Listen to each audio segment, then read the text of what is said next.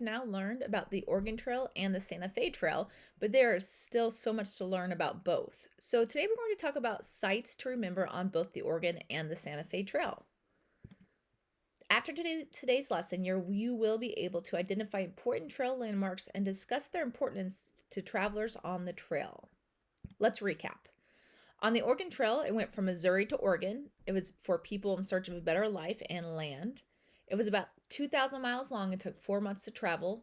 And there were many, many challenges, including disease, rough terrain like mountains and deep rivers, fatigued animals, that means they were tired, a lack of food and water for both people and animals, and people ran out of money to buy supplies along the way.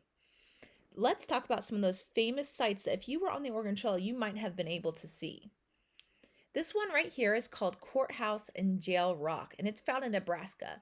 They called this larger piece Courthouse Rock because they thought it looked like a courthouse, and in many courthouses there are a jail, so they named this little one next to it a Jail Rock. This one right here is called Chimney Rock, and I love this description that S.E. Hardy in 1850 wrote, and here's his quote. It says, it looks like a big sweet potato hill with a pile of rocks on top, something like a chimney. So travelers would see these landmarks from a long ways away, and they knew that they were coming close, and it helped them kind of mark. Now we have things like street signs and buildings to kind of help us know where we're at. Travelers didn't have those on the journey to Oregon, so what they used are these huge rocks as landmarks. Let's continue. There were more rocks to be seen. In fact, Independence Rock is in Wyoming. Another quote says, which at a distance looks like a huge well, noted J. Goldsborough Bruff in 1849. It is painted and marked in every way all over with names, dates, etc. Independence Rock, fourth graders, was kind of used like a place for people to mark that they made it this far. They would use wagon grease and they would write their names on this huge rock to let other people know that they had made it this far. If you couldn't write your name because you hadn't learned to read and write, which wasn't uncommon during that time, sometimes someone might charge you $5 and they would write your name for you. So this was kind of like a rite of passage, if you will. When you came by this huge rock in Wyoming, you would write your name on it, and it was covered. You can still see lots of that today if you go visit this place. Another interesting place in Wyoming was called Devil's Gate. And this is actually a pass that was too narrow, but it got a story about an evil spirit who ripped the earth and it caused this little gap right here.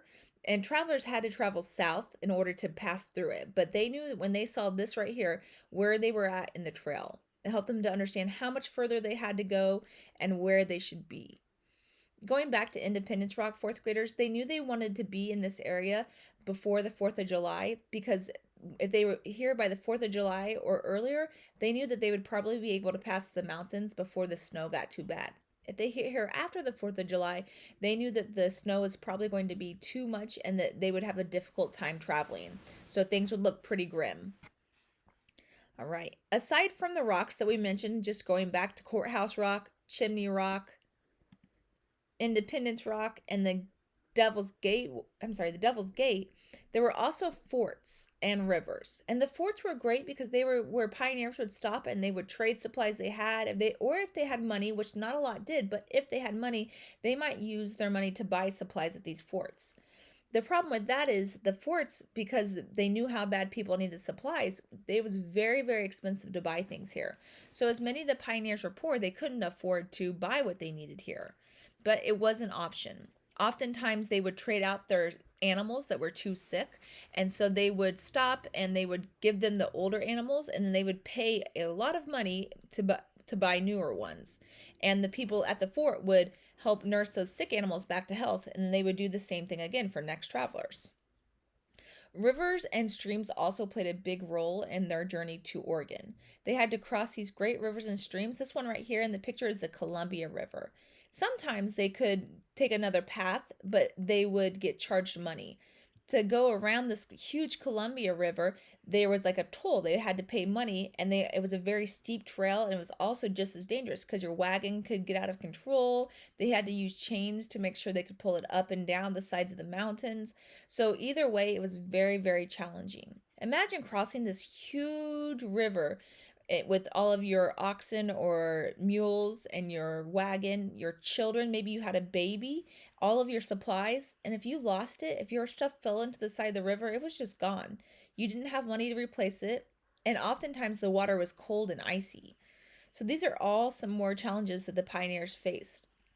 So again, on the Oregon Trail, they used these rocks to help them know where they were, how much further they had to go. So the courthouse, the chimney rock. I love that description. A big sweet potato hill with a pile of rocks on top of it.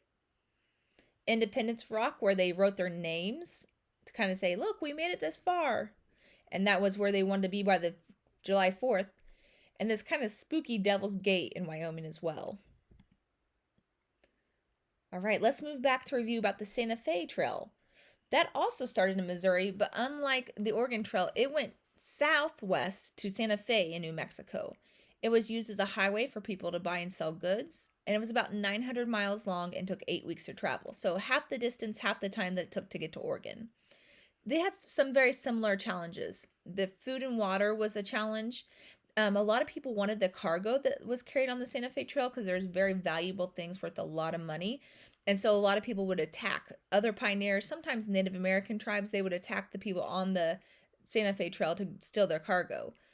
And they also, like the Oregon Trail, had to worry about dangerous climate conditions. So blizzards and droughts and things like that, the travelers on the Santa Fe Trail had to do. What kind of landmarks did they have to look forward to? Not quite as many because it was half the distance and the land was not, didn't have the variety, but there were some really cool ones. This first one right up here in the top left-hand corner is called Pawnee Rock, and it is actually in our beautiful state of Kansas. Before pioneers started traveling along the Santa Fe Trail, this rock was used as a place where Native Americans would meet to have meetings, and sometimes they would have battles.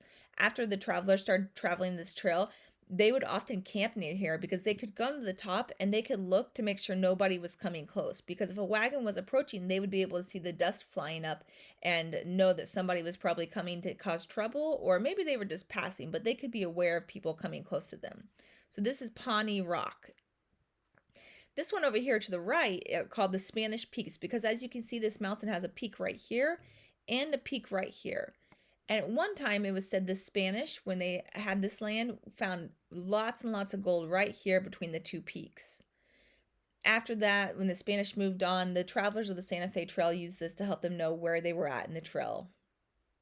Likewise, Wagon Mound right here on the bottom left-hand corner was said to look like a wagon being pulled by oxen. So if you use your imagination, you can kind of see maybe a wagon's right here, and here are some oxen right up here climbing this little mound.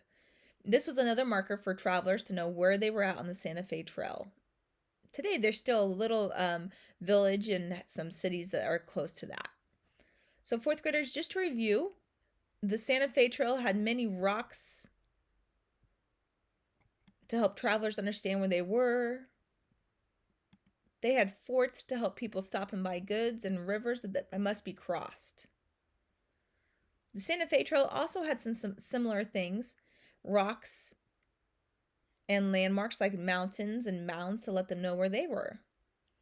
Your assignment today is going to look a little bit different than it has in the past. Today, what you're going to be doing is you're going to be, I'm going to pull it up for you. I wasn't going to do that, but I think it might be a good idea. So you're going to act like you were on the Oregon or Santa Fe Trail. If you were, what kind of landmarks would you have been most excited to see? Why? And you're going to use 4 complete sentences to answer that question and use what you learned in this video to help support your ideas. Tell me why you would look forward to seeing those landmarks. Thank you for staying with me and learning today, and I look forward to seeing you back again.